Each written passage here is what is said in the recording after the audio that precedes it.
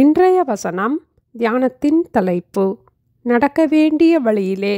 நீதிமொழிகள் 22ஆம் அதிகாரம் 6ஆம் வசனம்.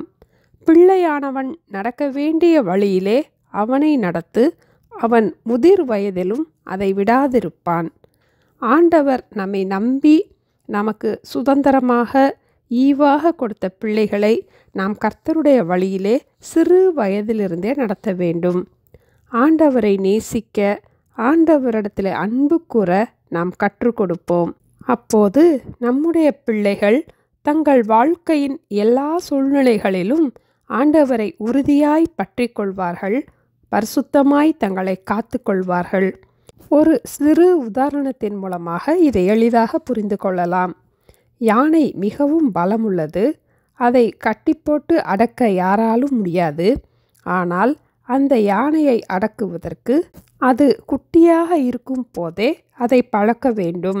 ஆரம்ப நாட்களில் இரும்பு சங்கிலியை யானையின் ஒரு காலில் கட்டி மற்றொரு பகுதியை பலத்த மரத்துடன் கட்டிவிடுவார்கள்.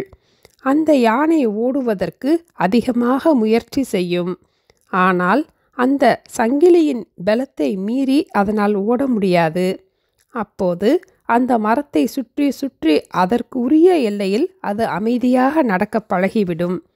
பின் சில நாட்கள் கழித்து சாதாரண சிறிய கயிற்றினால் அந்த யானையை அந்த மரத்துடன் கட்டிவிடுவார்கள்.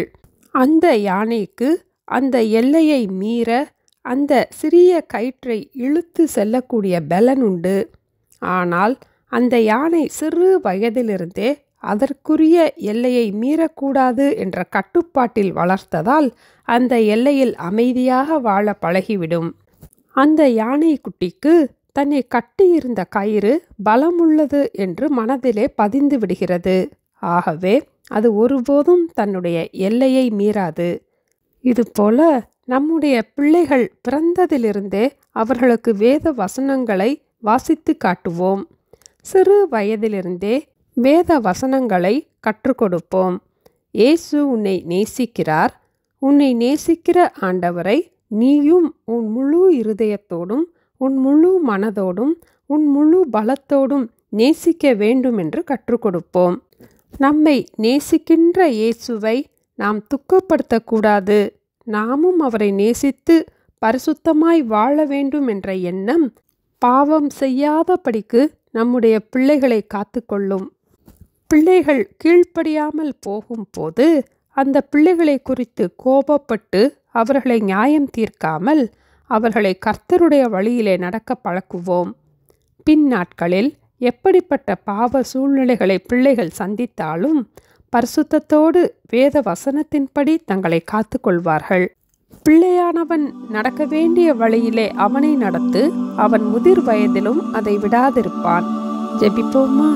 எங்களை நேசிக்கிற எங்கள் அன்பின் ஆண்டவரே, எங்களுக்கு சுதந்திரமாக தந்த எங்களுடைய பிள்ளைகளை நாங்கள் ஒவ்வொரு நாளும் கர்த்தருடைய வழியிலே நடத்துவதற்கு எங்களுக்கு வேண்டிய ஞானத்தையும் ஆலோசனையும் தர ஜெபிக்கிறோம் அப்பா. எங்களுடைய பிள்ளைகள் சிறு வயதிலிருந்தே வேத வசனங்களை ஆர்வத்தோடு கற்றுக்கொள்ள, ஆண்டவரை முழு மனதோடு நேசிக்க அவர்களுக்கு கிருபை தாங்கப்பா. நாங்களும் எங்களுடைய பிள்ளைகளுக்காக ஒவ்வொரு நாளும் ஜெபிக்க எங்களுக்கு உதவி செய்ய வேண்டுமாய் இயேசுவின் நாமத்தில் ஜெபிக்கிறோம் பிதாவே. ஆமென். Thank you. Have a blessed day.